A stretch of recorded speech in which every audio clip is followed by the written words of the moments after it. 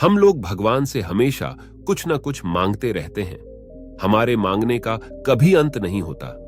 कई बार हमारी मांगी मुराद पूरी होती है तो कई बार ऐसा लगने लगता है कि प्रार्थना बेकार जा रही है, भगवान हमारी सुन ही नहीं रहा है। जबकि सच ये है कि भगवान हर किसी की सुनते हैं और सभी की झोली भरने की कोशिश करते हैं।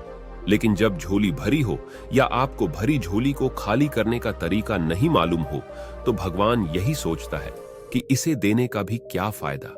अगर आप वस्तुओं का उपयोग समुचित प्रकार से करेंगे तो निश्चित ही आपको आपकी मांगी गई चीज मिल जाएगी।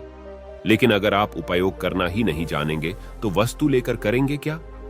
इस संदर्भ में एक रोचक कथा है। भगवान बुद्ध के एक शिष्य ने कहा, प्रभु, मुझे आपसे एक निवेदन करना है। बुद्ध ने उसकी ओर देखा जैसे कह रहे हों कि पूछो।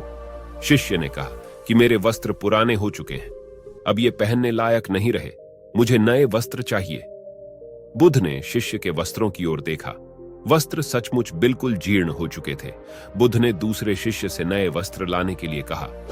कुछ दिनों बाद बुद्ध अपने उस शिष्य के निवास पर पहुंचे। कुशलक्षेम के बाद उन्होंने पूछा, तुम्हें और कुछ तो नहीं चाहिए?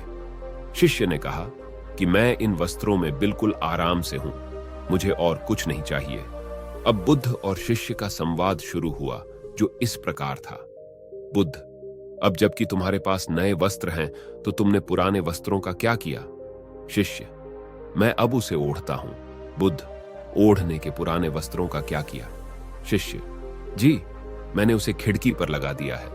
बुद्ध, तो क्या तुमने पुराने पर्दे फेंक दिए?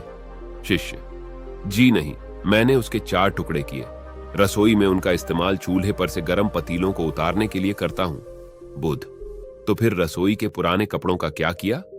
शिष्य, अब मैं उन्हें रसोई साफ करने के लिए प्रयोग करूंगा। बुद्ध, तो रसोई के पुराने वस्त्रों का क्या किया? शिष्य, प्रभु, वह अब इतना तार तार हो चुका था कि उसका कुछ नहीं किया जा सकता था। मैंने उसका एक एक धागा अलग करके बत्तियां तैयार कर ली। उन्हीं में एक से कल रात आपके कक्ष को प्रकाशित था। बुद्ध शिष्य के इन उत्तरों से संतुष्ट हो गए। वे प्रसन्न थे कि उनका शिष्य वस्तुओं को बर्बाद नहीं करता और उसमें समझ है कि उनका उपयोग किस तरह से किया जा सकता है। कथा सुनाकर संत ने कहा, इन दिनों जब प्राकृतिक संसाधन दिन प्रतिदिन कम होते जा रहे हैं तो हमें कोशिश करनी चाहिए कि चीजों को बर्बाद ना करें और अपने छोटे छोटे प्रयत्नों से इस धरती को सुरक्षित बनाकर रखें।